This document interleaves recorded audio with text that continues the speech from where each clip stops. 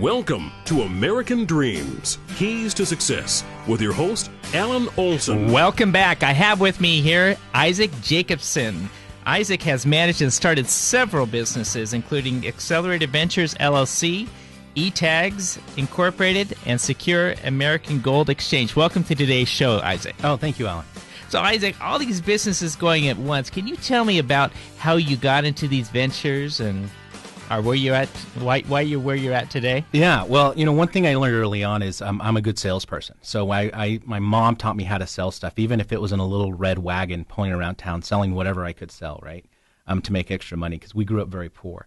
And I learned that once you sell something, whether you sell a widget or stock, it really doesn't matter. You're still selling a product. And so I did I entered into the business world officially in vending machines.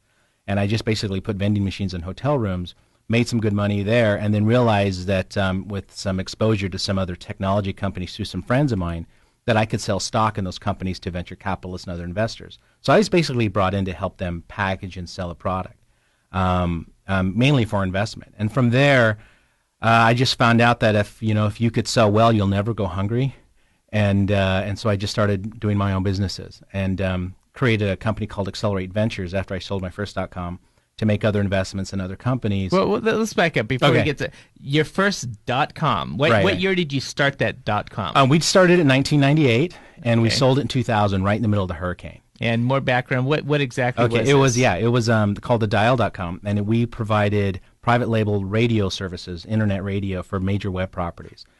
So we would basically give you sports, music, talk on any subject, and then put it on your website and private label it for you. So like Yahoo Radio or Women.com Radio or GoToNet Radio. And we provided all the content in-house and then churned it out, and then we would sell advertising on that, and that's how we made our money. So what gave you the idea to start a radio company over the internet? What's interesting is I'm not an idea guy, but I can take a good idea and sell it or tweak it to then sell it. And so I was approached by a family friend at the time who thought he would, he left traditional radio to start an internet radio station.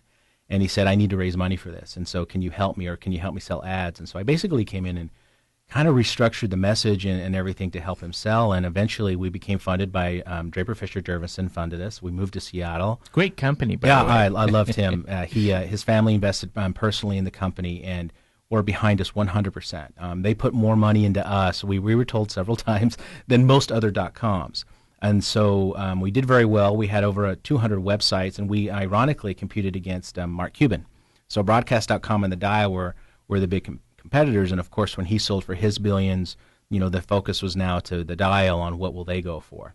And so we sold for quite a bit less because we were on that downturn of that bubble, but we nonetheless sold the company to Loudeye Technologies, a public company at the time, which was acquired eventually by Nokia.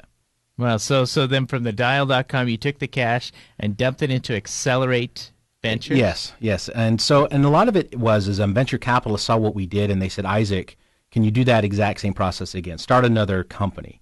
And I saw all the dead bodies in .com, and I said, well, why don't I come out, jump the fence, and help you fix some of these? What year is this? This was in 2000, 2001. Oh, the train wreck had happened. Yeah, so there's a lot of dead bodies to fix, right? And so I said, well, let me come over and see what I could do. And I thought I was going to be a turnaround man, but I ended up being a hatchet man.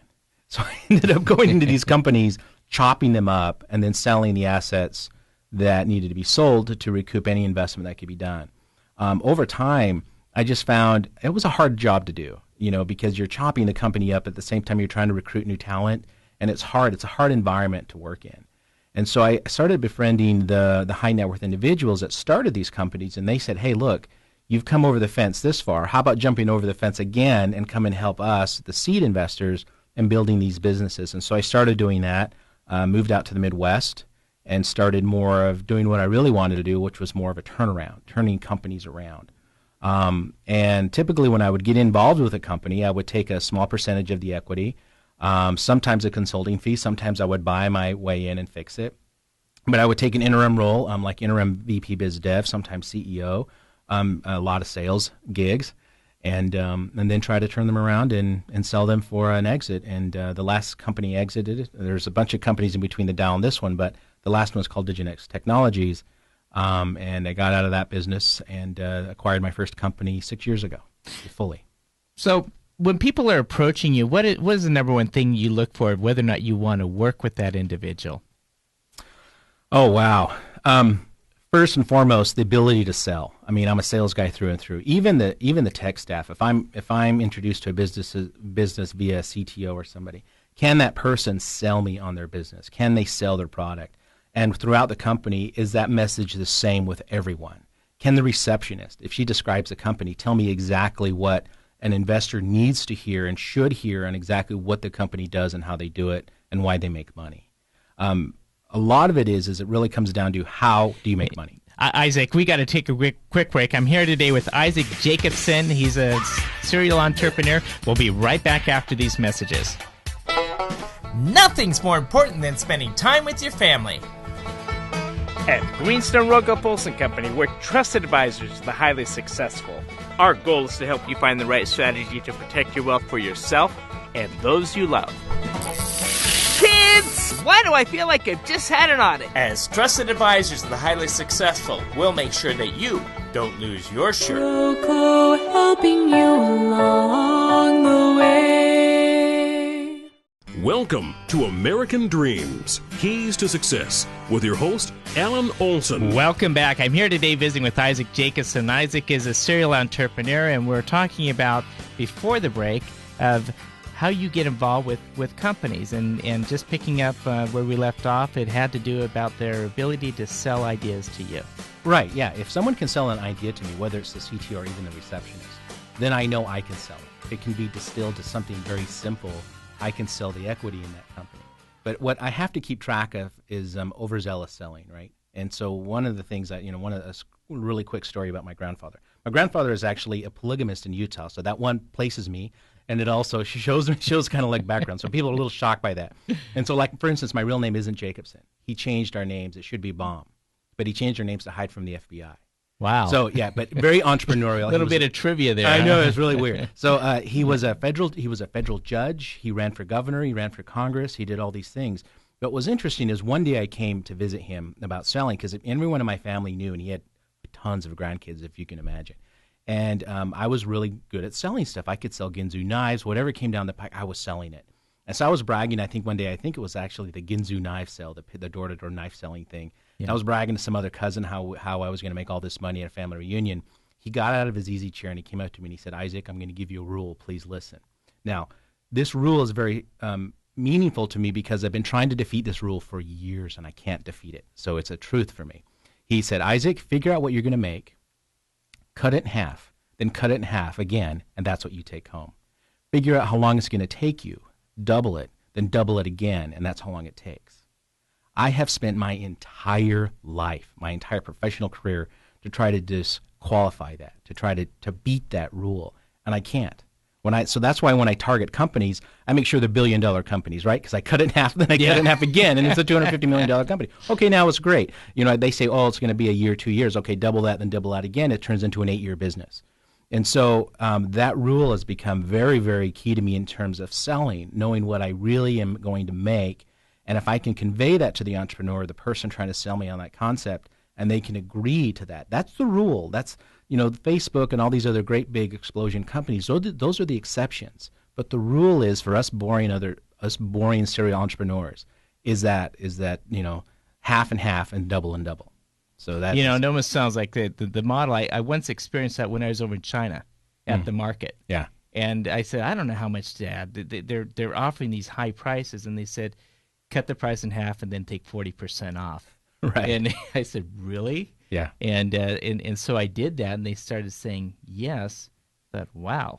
So, anyways, but that model, there seems to be an implicit, effect there that when you're going into them, to set your expectations that it's going to take a lot more hard work and investment in order for you to get the returns that are it counts down to the cash in your pocket, right? Yeah. So when I tell even an investor, I say this is a $1 billion company. It's potentially a $1 billion company like eTags or the other businesses I've bought into. eTags, $1 billion. Now you did this company, right? Well, I acquired it from Draper Fisher. Okay. And it was another company that they asked me, and they said, "Isaac, you're the turnaround guy. You're the hatchet man. Here's eTags. Can you turn it around? We'll give you 10%. Your typical fee of equity." Well, you look at it, and I looked at it, and and again, if I ever write a book, it'll be on timing. The timing was perfect. I just exited out of one company. I was looking for a patent-protected business, And this was it. So eTags owns the patents to attaching CDs and DVDs to stuff. So if you see a CD or DVD in a magazine, a box of cereal, shoes, even printers, cameras, things like that, they own that patent. They own that patent portfolio. Wow. Right. And so I came in and I acquired that 6 years ago from Wasatch Ventures, an affiliate of Draper Fisher. And when I looked at it, I said, guys, you know what? I don't want a piece of it. I want all of it. And so I made my first big imprint in acquiring an entire company all on my own. And I've been running that ever since, and it's just been an absolute glorious time I've had with this business, and now we're getting into some serious cash flow at this point. So it feels good. And I thought it was a 2-year deal. Here I am in year 6. Year 8, it'll really be an exit. So it's that double again, right? I thought it was a multi-billion-dollar business, but I think we'll hit in the centimillion range in terms of its valuation in the high centas. But again, even with that, my dream of eTags and owning it still followed under my grandpa's rule. We're here today visiting with Isaac Jacobson. Isaac is a serial entrepreneur, several different businesses from venture capital to eTags. Just getting up close to $1 billion revenue, or no, not quite. The valuation will be up there here very shortly, but the cash flow is exponentially been growing at a 10x, 20x over the next several years. We got to take a quick break. We'll be right back after these messages. Even in times of financial uncertainty, GROCO has been recognized as an expert in the tax field. People come to us when they need help managing their affairs. They want solid financial advice while lowering their tax burden. For over 40 years, GROCO has been a trusted advisor to many of Silicon Valley's most successful entrepreneurs when dealing with the IRS and state tax authorities. We can provide a level of personal attention you won't find at national CPA firms. GROCO, helping you along the way. Welcome to American Dreams, Keys to Success, with your host, Alan Olson. Welcome back. We're here today visiting with Isaac Jacobson. Isaac, before the break, we're talking about eTags, a company that you started. Now, you just hit your 40th birthday. Right. Wow. And you've already done quite a bit in your life. Thank you. The dial.com for the internet radio that was used by Yahoo back in 98 and several other stations. But let's go into advice you would offer a young entrepreneur starting out today. Yeah, well, it's interesting. I get asked this a lot, right? And one of the things that I tell an entrepreneur they need to recognize first is that they're an underdog. Every entrepreneur, if you're building a business, you're starting from a near zero position. Even if you have capital, I mean, you have to come first with your idea. And so once you understand that you are an underdog, how to use that to your advantage. And so over my career, I've built up 5 different rules that I've experienced and I've also seen in other businesses I've invested in. And so one of the first things that I tell any entrepreneur, any underdog, is that they have to first know their value. And I don't mean necessarily the value of their company, the valuation of their shares, but what is their value to the company? What is their value to the sales process, to the consumer? What is the overall value? You know, that I believe in you enough to invest in you, that I believe in something enough to invest in that business. So that's first, number one. They have to understand that. One quick point, for instance, with VCs, when I would go back to a venture capitalist and I say, okay, well, I have this company, I fixed it, it's worth this so much money, and if we add the CTO, add $5 million to the valuation. They thought that was preposterous. Well, why was $5 million to a one guy? Well, his last company sold in a fire sale, and just the software sold for $5 million, written by that CTO. So I can take a losing situation, that capital, what was made on it, and I can apply it to the next company because that person was responsible for it.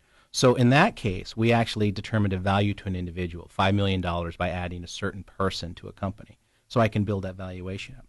Let me just the story brings to mind. I met a guy that he was in the gold mining business, and along that same line, and he had owned several mines down the Arizona area, and we were sitting in it was a smoothie shop franchise that I owned at the time, and I said, "How'd you get started?" And he says, I got started by a guy offered me the mining rights, and I started in on this, and shortly thereafter, another guy came. He wanted to buy it from me, and the guy said, "What do you want?" He says, "I'll give you." He offered. I said, just give me $300,000, and it's yours."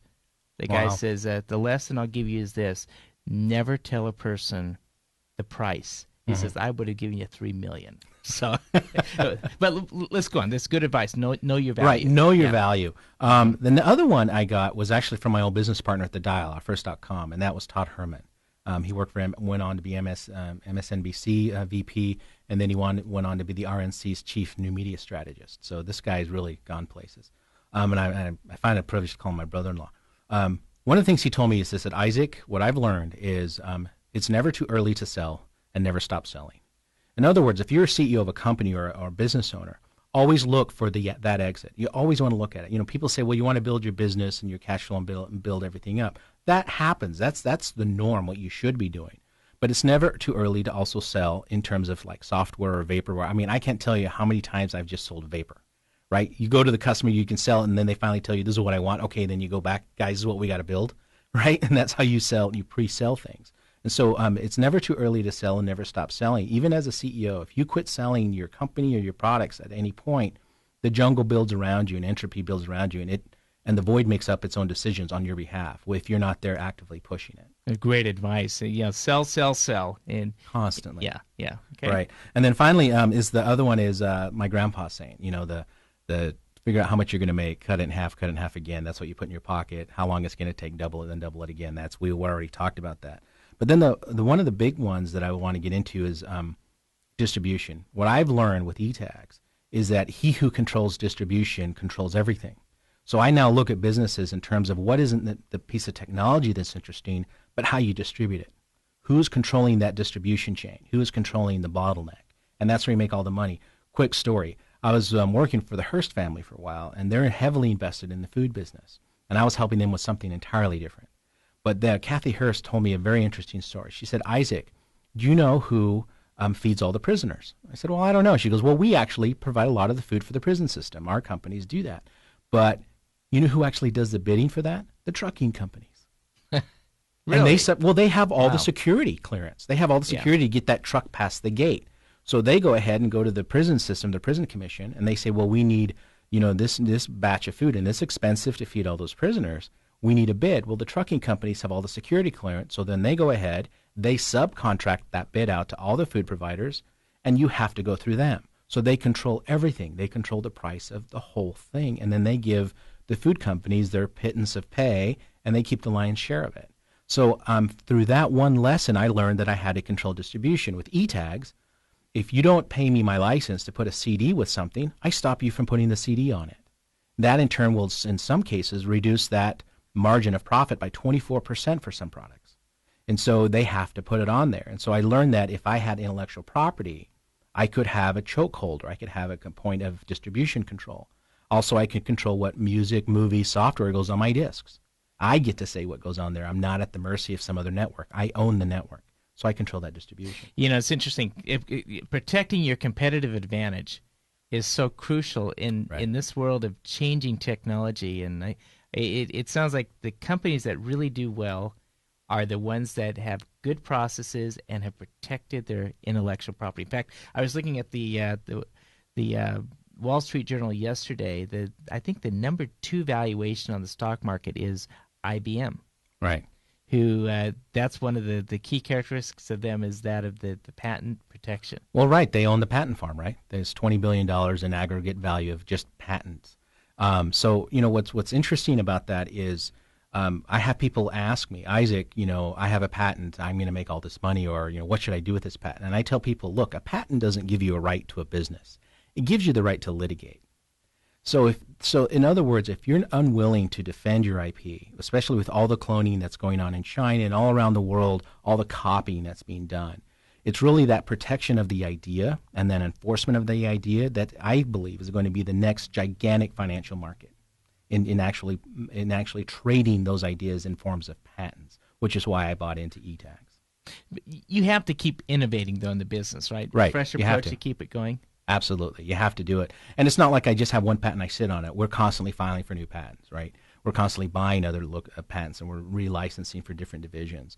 And so you really want to take, again, it's to keep that control of distribution, either control of your IP or your ideas or even your content. You have to keep those innovations fresh, new, and you have to keep adding to it. Otherwise, the court system sees you as a stagnant company anyway, and you actually don't even lose competitively. You lose in the legal system, because you're not here defending your IP or adding new ideas to it. Good advice. Well, I'm here today visiting with Isaac Jacobson. Isaac, it's been a pleasure having you on today's show. Oh, thank you. It was a pleasure. Nothing's more important than spending time with your family. At Greenstone Roca Polson Company, we're trusted advisors to the highly successful. Our goal is to help you find the right strategy to protect your wealth for yourself and those you love. Kids! Why do I feel like I've just had an audit? As trusted advisors to the highly successful, we'll make sure that you don't lose your shirt. Roco helping you along the way.